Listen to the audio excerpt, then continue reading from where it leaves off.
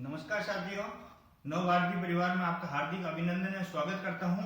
आज हम भू-आकृति विज्ञान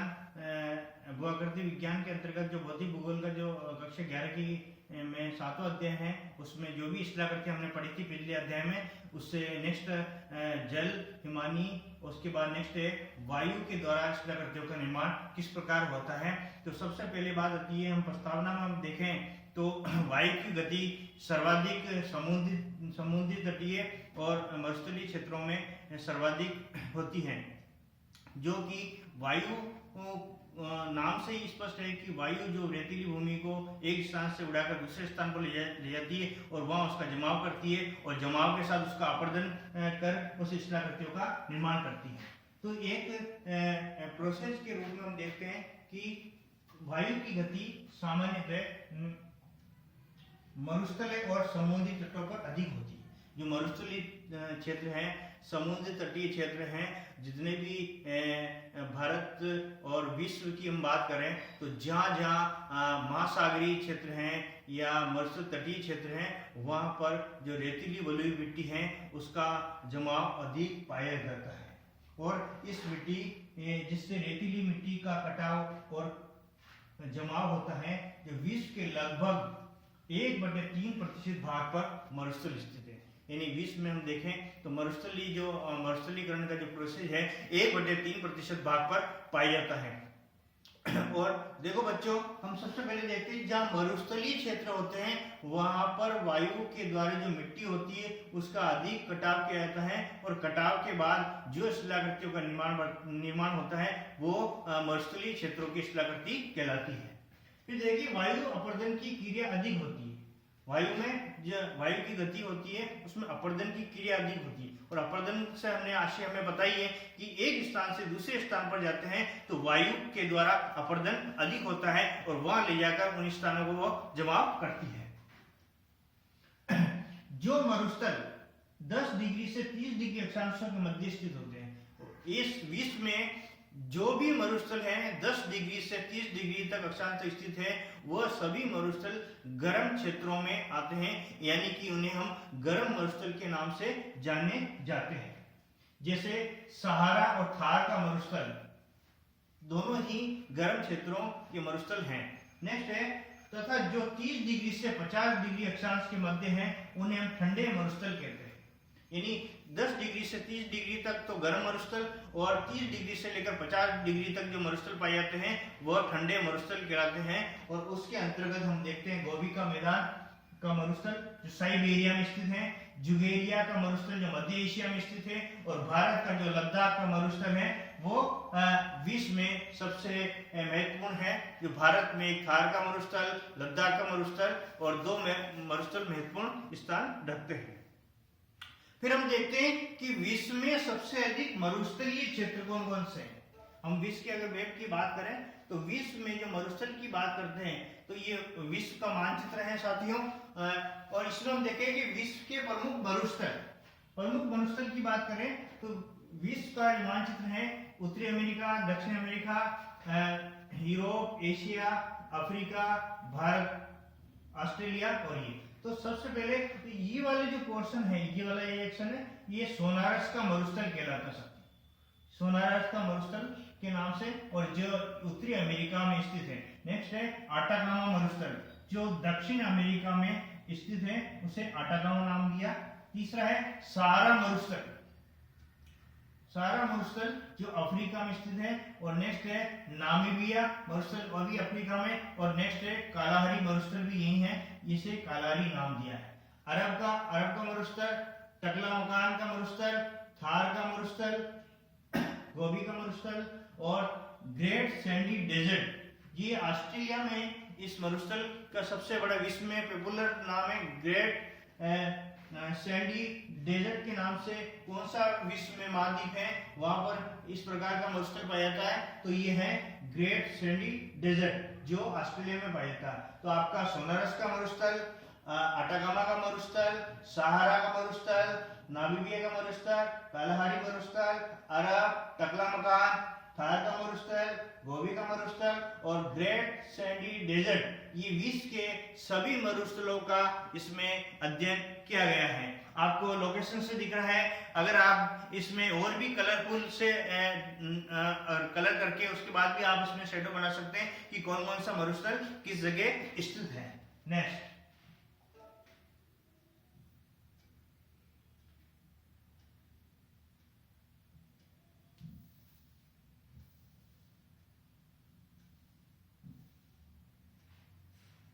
नेक्स्ट है भू संरचना के आधार पर मरुस्थलों के प्रकार। अब हमने पढ़ा था कि मरुस्थल की कहाँ मरुस्थल पाए जाते हैं, किन किन क्षेत्रों पर मरुस्थल विस्तार है, विश्व में कौन कौन से मरुस्थल है, लेकिन मरुस्थलों की भू संरचना के आधार पर भी इसका वर्णन होना चाहिए। तो सबसे पहले भू संरचना के आधार पर पहला मरुस्थल है हमारा, जो हमारा नाम दिया। हमारा जो मरुस्थल है ये पर्वतीय क्षेत्रों में अधिक पाया जाता है। तो ये पर्वतीय मरुस्थल है, जैसे अल्जीरिया में मरुस्थल, भारत में लद्दाख का मरुस्थल आदि इन क्षेत्रों में ये पाया जाता है। दूसरा है साथियों रेग मरुस्थल। ये पठार जैसी, तो एक पर्वत जैसी श्रृंखला, एक पठार जैसी। तो हमारा नाम से हमारा यानी हमारा तीन क्षेत्र का नाम आ रहा है, तो पर्वतीय क्षेत्रों में। दूसरा है रेग मरुस्थल, इस पठार जैसी संरचना होती है, जैसे मिस्र में सेरीर मरुस्थल, पोटागोनिया का मरुस्थल, जैसलमेर और रामगढ़ के बीच 80 किलोमीटर पठारी भाग में ये स्थित है। और ये जैसलमेर और रामगढ़ का जो क्षेत्र है वहां पर रेग मरुस्थल पाया जाता है। कई बार प्रतियोगिता परीक्षा में भी प्रश्न पूछा जाता है कि रेग मरुस्थल राजस्थान में किन जिलों में पाया जाता है। बाड़मेर और रामगढ़, बाड़मेर, जैसलमेर, बीकानेर, रामगढ़ या बीकानेर, जैसलमेर, इन क्षेत्रों में। तो हमें ध्यान होना चाहिए कि बाड़मेर और जैसलमेर और रामगढ़ के बीच पठारी क्षेत्र है 80 किलोमीटर। तीसरा है अर्घ मरुस्थल, इसमें रेतीली मिट्टी का जमाव होता है, जैसे सारा और थार मरुस्थल। तो पहला हमारा मरुस्थल, दूसरा रेग मरुस्थल, तीसरा अर्घ मरुस्थल। तीसरे अर्घ मरुस्थल की हम बात करते हैं साथियों, तो इसमें देखते हैं कि इसमें रेतीली मिट्टी का जमाव अधिक है। अब रेतीली मिट्टी का मिलती है सारा मरुस्थल में, और भारत में जो थार का मरुस्थल है जो राजस्थान में स्थित है, जो जैसलमेर, बाड़मेर, ये वाले जो क्षेत्र है एरिया, बीकानेर वाला, ये सभी मरुस्थलीय क्षेत्र के अंतर्गत ये जिले आते हैं। और कई बार इससे प्रश्न भी आता है कि हमारा अर्घ और रेग ये तीनों ही मरुस्थल के भूसंरचना के प्रकार है या नहीं है, इस पर भी प्रश्न आया था कंपटीशन एग्जाम में। तो इस तरह से फिर नेक्स्ट है मरुस्थलीय प्रदेशों में अपरदन के कारण। अब जैसे ही हमने पढ़ा था कि जल से बनने वाली शिलाकृतियां या उसके बाद दूसरी शिलाकृतियों के बारे में हिमानी के द्वारा भूमिगत जल के अध्ययन के बारे में हम अब पढ़ेंगे। लेकिन सबसे पहली बात होती शुष्कता, यानी जहां शुष्क होता है या शुष्क स्थिति पाई जाती है वहां पर मरुस्थलीय प्रदेशों में ये अपरदन का कार्य करेगी। अब शुष्क से नहीं सूखा, मतलब शुष्क प्रदेश के में रहने वाली शिलाकृति है वो। फिर दूसरा है वर्षा की कमी। अब जैसे वर्षा की कमी हो रही तो वहां पर जो अपरदन के द्वारा मिट्टी उड़ के आएगी एक स्थान दूसरे स्थान पर अपरदन के द्वारा, तो वहां शिलाकृति का निर्माण करेगी। इसी प्रकार बारिश होनी है, शुष्क रेतीला स्थल है तो वहां पर भी अपरदन के द्वारा शिलाकृति का निर्माण होता है। फिर तीसरा आंतरिक जल का अपवाह, यानी आंतरिक जल का अपवाह जो क्षेत्र था वहां शुष्क है, वहां रेतीली क्षेत्र पाया जाता है, तो वहां पर उसका निर्माण। तो अपरदन के माध्यम से इन तीनों कारकों का अध्ययन किया जाता है। फिर नेक्स्ट है हम देखते हैं कि किस किस रूप में वायु अपरदन की विधियां। और वायु अपरदन की जो विधियां होते हैं, विधियों की हम बात करते हैं।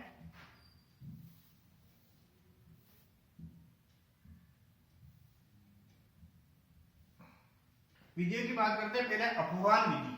अब अपवहन नाम से ही है कि एक स्थान से दूसरे स्थान पर अपवहन के यानी अपरदन के द्वारा वहां पर जाकर जो मिट्टी का जमा होता है और जमा ले जाकर वहां संचित किया जाता है और संचित के आधार पर उसका निर्माण होता है। तो इस विधि के द्वारा अपरदन केवल उन्हीं मरुस्थलीय क्षेत्रों में होता है जहां पर अपरदन की विधि होती है। उन्हीं क्षेत्रों में होता है कि मरुस्थलीय क्षेत्रों में अपवहन विधि द्वारा अपवहन किया जाता है। यानी अपवहन विधि है, ये विधि हमेशा अपर्दन के द्वारा होती है और ये विधि मरुस्थलीय क्षेत्रों में ही होती है। दूसरा है अपघर्षण।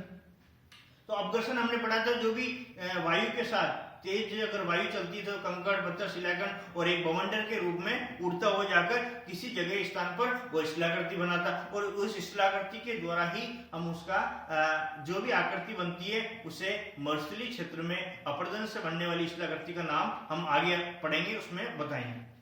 नेक्स्ट है सन्निकर्षण। यानी सन्निकर्षण में क्या होता है, जो भी कंकड़, पत्थर, शिलाखंड, वायु, मिट्टी, बजरी आपस में टकराते हुए और टूटते हुए जाते हैं और उस शिलाकृति का निर्माण करते हैं अपर्दन के द्वारा, तो वो सन्निकर्षण होता है। और तीसरा है रासायनिक क्रिया। यानी रासायनिक क्रिया से हमने पहले ही पढ़ा था, जब अपक्षय के बारे में पढ़ा था, उसके भौतिक रासायनिक अपर्दन की जल में अवांछित तत्वों को मिलना रासायनिक अपक्षय या अपक्षय क्रिया कहलाती। इसी प्रकार इसमें मिट्टी में जो अवांछित तत्व मिलकर और एक रासायनिक क्रिया करके उस शिलाकृति का निर्माण किया जाता है, इसमें रासायनिक क्रिया के केमिकल जो होते हैं, जैसे खारापन, जैसे नमक के कण, दूध के कण, या खारेपन के खारा पानी होता है, या जहाँ नमक, खारा नमक पाया जाता है, उसके कण उठकर एक स्थान से दूसरे स्थान पर प्रवाहित होते हैं, उसमें इस विधि का वर्णन किया गया है। नेक्स्ट है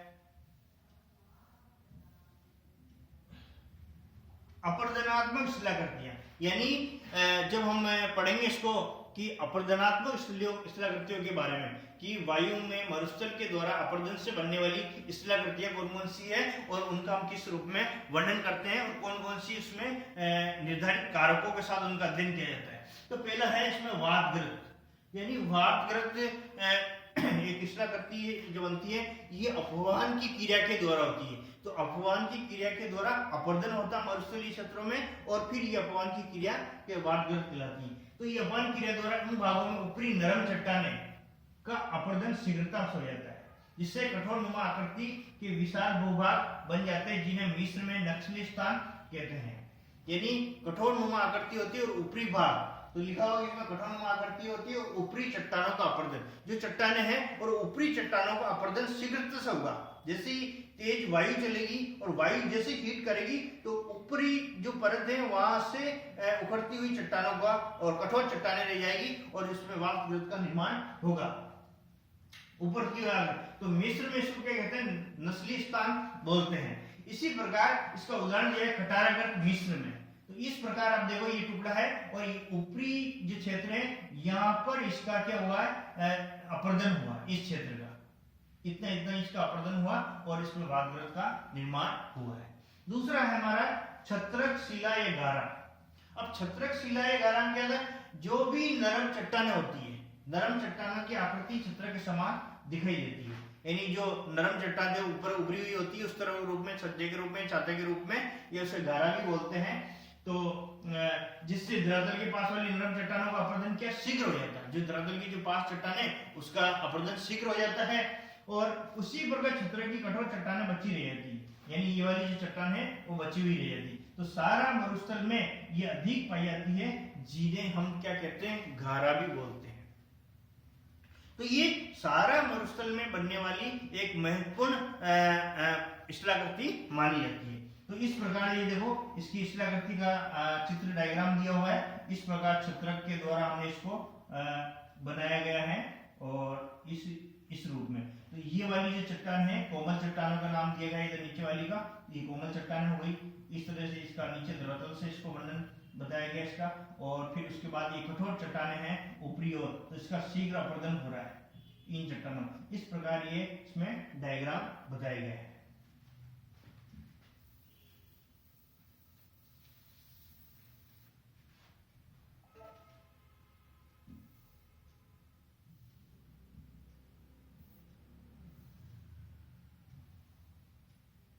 नेक्स्ट है तीसरा भूस्तंभ। अब भूस्तंभ में क्या होता है कि ये स्तंभ कठोर चट्टानों से बने होते हैं। जो चट्टाने कई बार होता है कि मुलायम चट्टाने भी होती है, कठोर चट्टाने भी होती है। कई बार मरुस्थलीय क्षेत्रों में जो वायु का प्रवाह है एक स्थान से दूसरे स्थान में तेज गति से प्रवाहित होता है, कई बार हल्के रूप में होता है, कई बार जो मध्यम और मंद हवा चलती है उसके रूप में भी होता है। तो फिर कहते हैं कि ये जितने भी स्तंभ कठोर चट्टानों से बने होते हैं, यानी कठोर चट्टानों से ये बने होते हैं स्तंभ, और जिनके कठोर चट्टानों से बने होते हैं, जिनके ऊपरी भाग कैसे होते हैं, चौरस और चपटे होते हैं। तो ये यूएसए के कोलोराडो मरुस्थल भी इस प्रकार के पठार पाए जाते हैं, यानी कठोर स्तंभ होते हैं और ऊपरी चौरस और सगड़े स्तंभ होते हैं और चपटे होते हैं। तो ये यूएसए में जो कोलोराडो नदी है वहां पर इस प्रकार के स्थलाकृति या स्थल रूप पाए जाते हैं। इस प्रकार ये दिया हुआ इसका डायग्राम कि ये ऐसे इस रूप में ये भूस्तंभ होते हैं, और तो ये वाला भाग जो होता है वो सपाट होता है इस रूप में, और ये नीचे की ओर उभरा होता है और ये सपाट स्तंभ कहलाता है। इस रूप में ये स्थलाकृति मरुस्थल में दिखाई देती है। तो फिर बात ये नहीं बात ये थी, ये जो भूस्तंभ होते हैं ये मरुस्थलीय क्षेत्रों में अपवहन जो क्रिया होती है, शुष्कता की क्रिया होती है, वर्षा की कमी की, और वह जल अपवाह तंत्र का जो क्षेत्र होता है जहां पर इसकी कमी पाई जाती है जल की, उस जगह एक स्थान से दूसरे स्थान पर इस प्रकार की स्थलाकृति पाई जाती है। नेक्स्ट है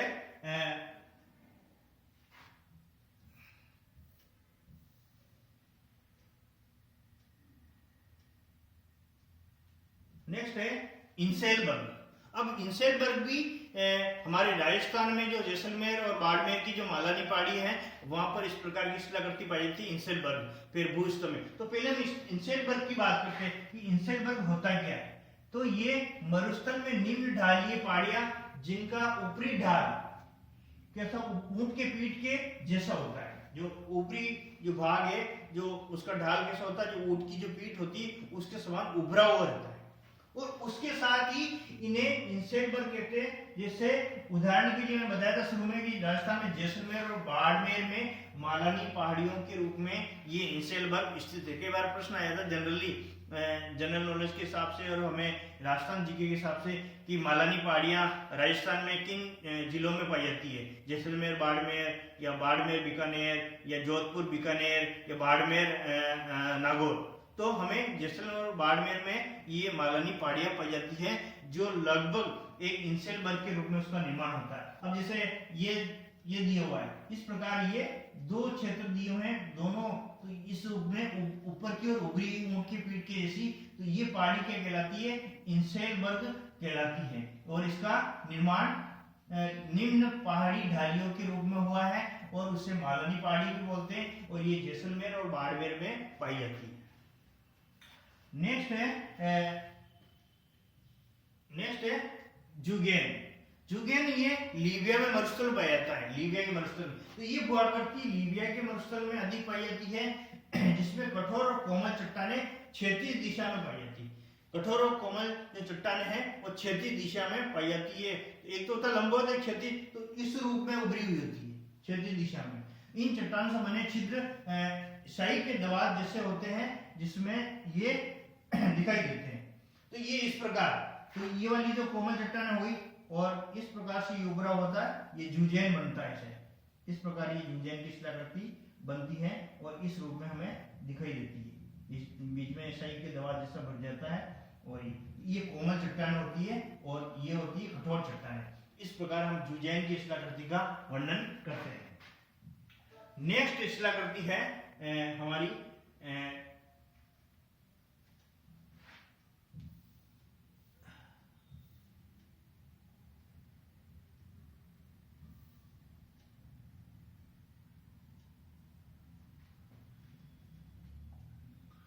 मेसा या बूटी, यानी नेक्स्ट स्थलाकृति का नाम है जो अपरदन से बनती है। एक तो मेसा या उससे बूटी भी बोलते हैं। ये रेगिस्तानी प्रदेशों में रेतीली मिट्टी से, ये रेगिस्तानी जो प्रदेश है मरुस्थल के रेगिस्तानी भागों में रेतीली मिट्टी के नियमित पठारनुमा संरचना को मेसा कहलाती है, और इसका ऊपरी भाग कैसा होता है, सपाट और समतल होता है, जिसे मेसा के छोटे रूप को हम बूटी भी बोलते हैं। तो इस प्रकार से इसकी स्थलाकृति का निर्माण हुआ। इस प्रकार ये स्थलाकृति आकृति जो कोमल चट्टानें, जो चट्टानों का रूप बताया गया, और इसका जो ऊपरी भाग होता है ये वाला पोर्शन भाग सपाट और समतल होता है, जिसे क्या कहते हैं, मेसा। तो मेसा, इसे मेसा बोलते हैं, मेसा नाम दिया गया। कई बार प्रश्न आता है कि मेसा संबंधित है रेगिस्तानी क्षेत्रों का, पर्वतीय क्षेत्रों का, पठारी क्षेत्रों का या जलीय क्षेत्रों का। तो हमें ध्यान होना चाहिए कि मरुस्थलीय क्षेत्रों में मेसा नाम का एक शिलाकृति बनती है जो मरुस्थल से संबंधित है।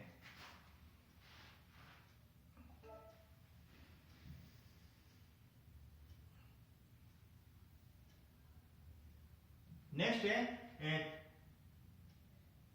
त्रिपिटक शिलाकर। त्रिपिटक शिला भी बोलते हैं या शिबिरक शिला। तो ये रेगिस्तानी में अंतिम शिलाकृति है मरुस्थल से बनने वाली अपरदन से। तो रेगिस्तानी इलाकों में जब रेत के भाव से जब त्रिभुजाकार आकृति का निर्माण हो जाता है तो उसे त्रिपिटक शिला भी बोलते हैं। यानी इस रूप में त्रिभुजाकार आकार है और उस रूप में ये तीव्र ढाल, यानी तीव्र ढाल के रूप में जो शिलाकृति निर्मित होती है, ये इस प्रकार, या फिर इसको इस रूप में भी देख सकते हैं। तो ये जो है इस रूप में, कई बार ऐसा भी उसे डायग्राम के रूप में दिया जाता है, और ये इस रूप में। तो ये यहां से तीव्र ढाल की शिलाकृति बनती है और ये नीचे की ओर इस प्रकार। तो ये तीव्र ढाल के रूप में इस शिलाकृति का निर्माण होता है।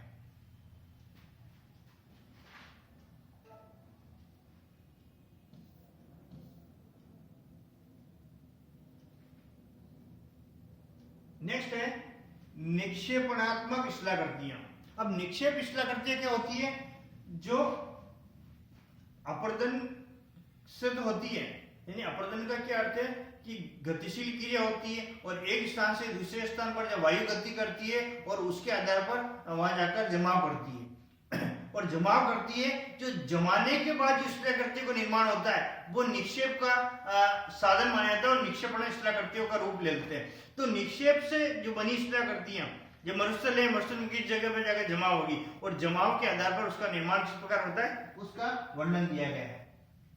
तो सबसे पहले बालू का स्तूप का वर्णन दिया गया कि बालू मिट्टी के जमाव से निर्मित टीले होते हैं, जो कंकड़ पत्थर शिलाखंडों से जो स्थित होते हैं। जो मरुस्थलीय क्षेत्र में जो बालू मिट्टी होती है, बलुई मिट्टी होती है, चिक्का मिट्टी होती है और उनका जो जमाव होता है, उनसे जो शिलाकृति बनती है वो बालू का मिट्टी से निर्मित जो टीले होते हैं, जो कि थार के मरुस्थल में, जैसलमेर में बहुत त्याग से पाए जाते हैं। जो थार का जो मरुस्थल है, जो जैसलमेर और बाड़मेर और जोधपुर या बीकानेर, इन क्षेत्रों में इस प्रकार के बालू के स्तूप या अनुप्रस्थ स्तूप या अनुप्रस्थ अनुधेर्य स्तूप, चापाकार स्तूप, टीलाकार स्तूप, बरखान स्तूप और अनेक प्रकार के अर्धचंद्राकार के रूप में बने स्तूपों का इस अध्याय में वर्णन किया गया है। और ये सभी जो स्तूप हैं ये निक्षेपणात्मक शिलाकृति पर ही आधारित हैं और उसी के आधार पर ये बनते हैं और उसी के साथ इसका निर्माण किया जाता है। नेक्स्ट है इसमें अनुधेर्य स्तूप। ये स्तूप लंबी की कटकों के आकार होते हैं, इनकी लंबाई बड़ी होती है और लंबी कटक के रूप में ये निर्धारित होते हैं और कई प्रकार के होते हैं, कितने भी प्रकार के बन सकते हैं। सनातन पवन की दिशा में क्या करते हैं? समानांतर चलते हैं। जैसी भी पवन चलेगी उसके समानांतर ये प्रोसेस चलाए रखेंगे और अपना निर्धारण करेंगे। तो उसे क्या कहते हैं हम? अनुधेर्य स्तूप। यानी आसपास प्रारूप किसी अवरोधों से कारण हवा के आमने सामने बनने वाले जो स्तूप होते हैं उन्हें अनुप्रस्थ स्तूप भी कहते हैं। जो हवा होती है उसके आसपास सामने की ओर जो स्तूप बनते हैं उसे अनुप्रस्थ स्तूप बोलते हैं। तीसरा है पैराबोलिक, यानी इसकी आकृति अर्धचंद्राकार होती है। तो ये भी राजस्थान के जो थार का मरुस्थल है, जैसलमेर, बाड़मेर और जोधपुर, तो यहाँ पर पैराबोलिक नामक स्तूप पाए जाते हैं। तो यह जीवाश्म की मात्रा अधिक पाई जाती है। जैसलमेर जो वर्ल्ड फॉसिल के नाम से भी जाना जाता है, तो यहाँ जो छोटे मोटे जीव जंतु हैं और जीवाश्म की मात्रा अधिक पाई जाती है। तो यहाँ पर इस प्रकार की आकृति का निर्माण होता है।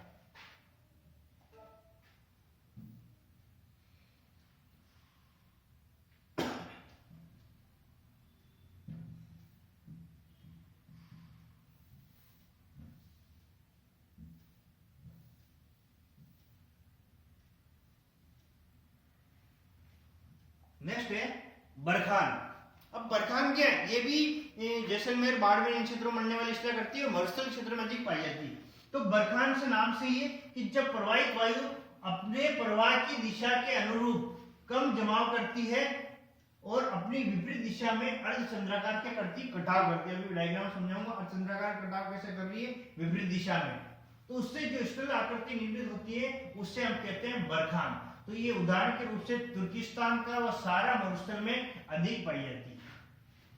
यानी एक और अपरदन से कटाव करती है और विपरीत और उसका अर्धचंद्राकार कटाव करती है। अब इस डायग्राम में दिया हुआ है, इस रूप में ये शिलाकृति निर्मित होती है वायु के निक्षेप से और उसी प्रकार इसमें ये सब जमाव होता है और जमाव के साथ ही ये यहाँ से अर्धचंद्राकार के रूप में इसका कटाव करती है मिट्टी के द्वारा, तब ही ये अर्धचंद्राकार आकृति कहलाती है, वो है बरखान।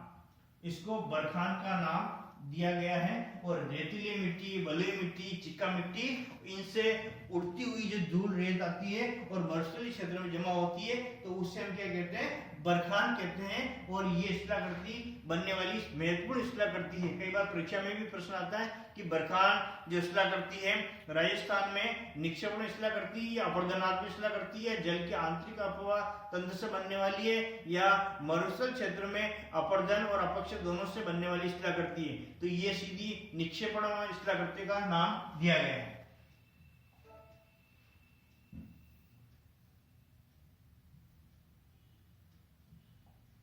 नेक्स्ट है पेडिमेंट। अब पेडिमेंट क्या होता है? ये भी एक बालू का जो मैदानी भागों में होती है, जिससे पेरिस बेसिन। तो ये बालू का मैदानी भाग, जो बालू का जो मैदानी भाग है वहां पर ये पाई जाती है, जिसमें बालू का क्षेत्र में मैदानी भाग में शिलाकृति पाई जाती है, जिसको पेरिस बेसिन में बाल्सन के नाम से जाना जाता है। या नमक के छोटे छोटे टुकड़े सैलिस नाम के रूप में पर्वतीय क्षेत्र से जो वहां से जो कंकड़ पत्थर शिलाखंड मरुस्थल क्षेत्र में आते हैं, उनसे टूटकर शिलाकृतियों का निर्माण होता है, उससे बनने वाली शिलाकृति पेडिमेंट कहलाती है। नेक्स्ट है चौथी शिलाकृति इसमें पाई गई है लोएस। लोएस क्या होती है? देखो बच्चों, इसमें एक छोटी सी क्रिया है। तो रेगिस्तानी में जो पीली मिट्टी पाई जाती है, तो पीली मिट्टी का जमाव अधिकतर क्षेत्रों में पाया जाता है, तो उसका जमाव अधिक है पीली मिट्टी का, जो मुख्यतः क्या है, चीन और मंगोलिया में गोबी के मरुस्थल में बहुत अधिक मिलती है। ये शिलाकृति क्या करती, मैदानी संरचना रखती है, यानी मैदान में सपाट। अब देखना हम कई जगह कई हम मरुस्थल में जाते हैं तो पीली पीली मिट्टी बिछी होती है और बढ़िया रूप से संरचना के रूप से मैदानी सपाट होता है, और उस रूप में हम उसको अच्छी तरह देखते भी हैं कि भाई आज बिल्कुल सपाट रूप में इसका निर्माण किया गया। तो ये पीली बालू का मिट्टी है। पीली बालू का मिट्टी से नाम से देखा जाता है कि पीली मिट्टी, लाल मिट्टी, काली मिट्टी, बलुई मिट्टी, तो अलग अलग मिट्टियों की हम पहचान तुरंत कर लेते हैं और कौन सी मिट्टी किस फसल के लिए काम आती है। तो इसका सर्वप्रथम अध्ययन जो किया था वो रिचोत्पन्न नामक भूगोलवेत्ता ने किया था, कि ये गया तब तो भूगर्भवेत्ता था, और जब पुणे चीन में जाकर इन्होंने अध्ययन किया लोएस क्षेत्र में या मंगोलिया क्षेत्र में या अपने शिलाकृतियों में जो चीन और मंगोलिया और गोबी के मरुस्थल के वहां पर, तो ये गया जब तो भूगर्भवेत्ता था, और जब वापस लौट कर आया वहां से अध्ययन करने के बाद, तो एक महान भूगोलवेत्ता या ज्योग्राफर या जियोलॉजिस्ट के रूप में विख्यात हुआ। और आज भी हम भौगोलिक चिंतन के इतिहास में इसका नाम स्वर्ण अक्षरों में देखते हैं। तो इस रूप में हमारी जो वायु के अपरदन और निक्षेपण शिलाकृतियों का हमने पढ़ा, और आज का हमारा ये टॉपिक यही समाप्त हुआ। धन्यवाद।